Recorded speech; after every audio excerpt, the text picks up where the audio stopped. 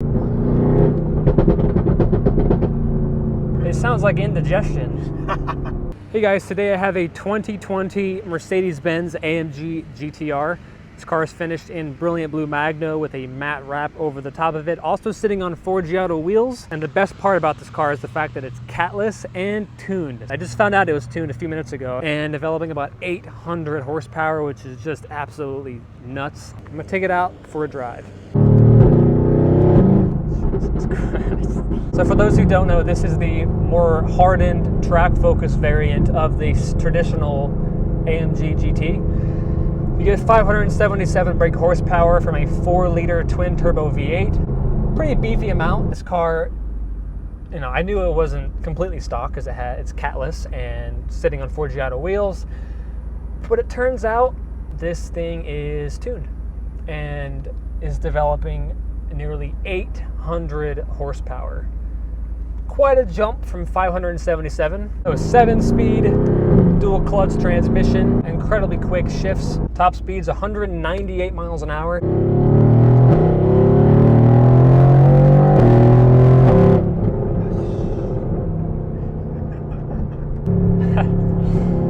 Yeah, it's quite noisy inside. Ah, much better. Thank you, Giovanni. Appreciate it. Yeah, this thing is on rails. Jesus.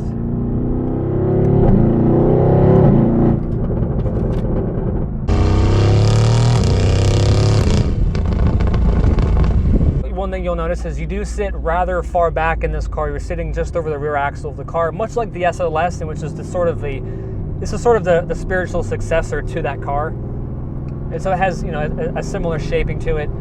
The hood isn't quite as long as that car, but you definitely still have that very interesting and very unique view out front.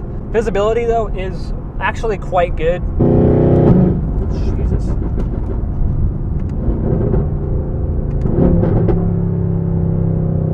One more.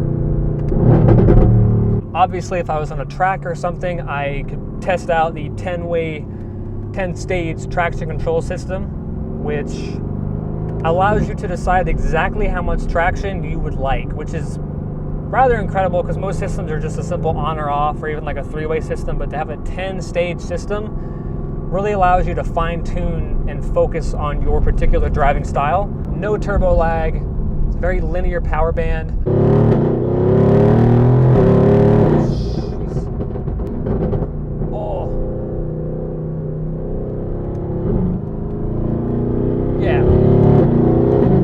Just effortless, like truly effortless. And because of the way the turbos are situated within the engine, they're mounted within the V of the engine, so there's virtually no lag. It's just like that. Yeah, it's just rips. And then on downshifts, it's just popcorn. It's just Chicago all day long. The car physically is quite small, so it's very easy to place, very easy to maneuver around traffic in the park. This car also has 4-wheel steering, which is just such an amazing thing. So the wheels at low speed turn opposite of each other, and at high speeds turn at the same direction. So what that means, low speeds, the car is more maneuverable, more agile, and at high speeds, it's much more stable, which is what you need in a car with 800 horsepower, as I said. Oh.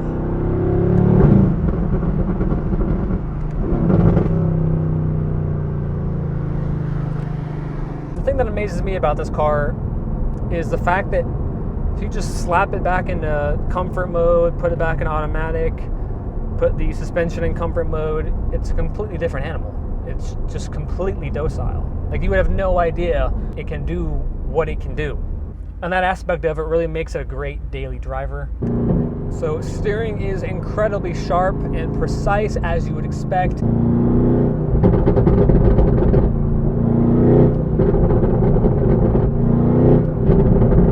2 hours later.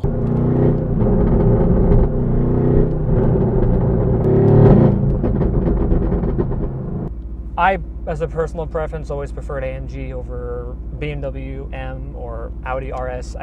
the way they sound, even with the new turbocharged motors. Yeah. Dude, oh my God.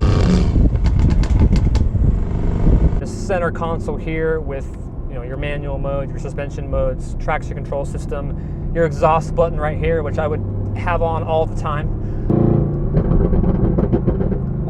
Revs to 7,000 RPM. And it's a, even though it is turbocharged, it doesn't sound turbocharged.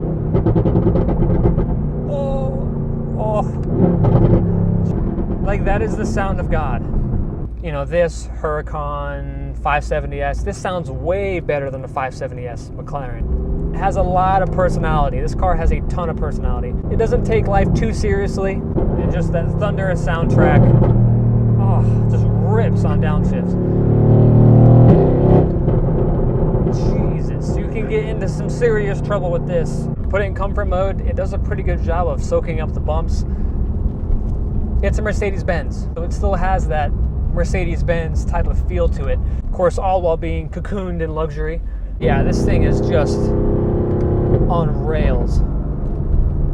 I mean, it really is planted. And you feel very confident in this thing as well, which could be a good or a bad thing, I suppose.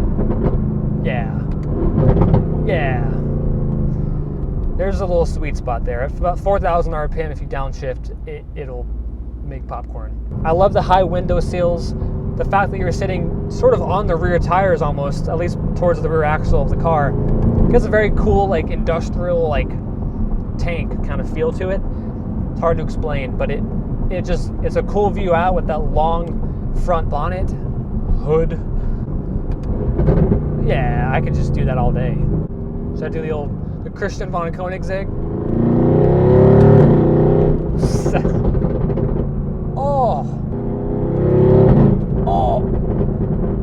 I'm sorry, you're probably not liking those sound effects I make, but I'm sorry.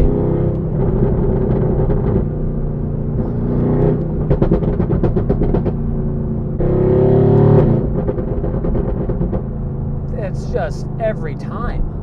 And it's still a Mercedes Benz. You can make all that noise, all that chaos, and you come back, slap it in comfort, automatic mode, gets much quieter.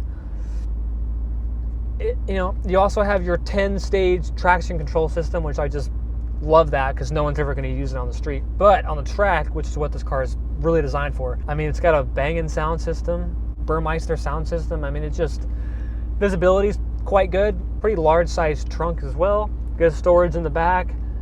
I mean, it's just a great daily driver. I mean, if you wanted a car like this as a daily, you could do it. I mean, easily. This one is fitted with yellow seat belts as well as yellow stitching, Alcantara inserts, plenty of leather inside, plenty of carbon fiber inside, carbon fiber race seats, Pilot Sport Cup 2 tires. Thank you guys so much for watching. If you enjoyed this video, be sure to give it a like. Also subscribe to my channel down below, and I will see you guys in the next one.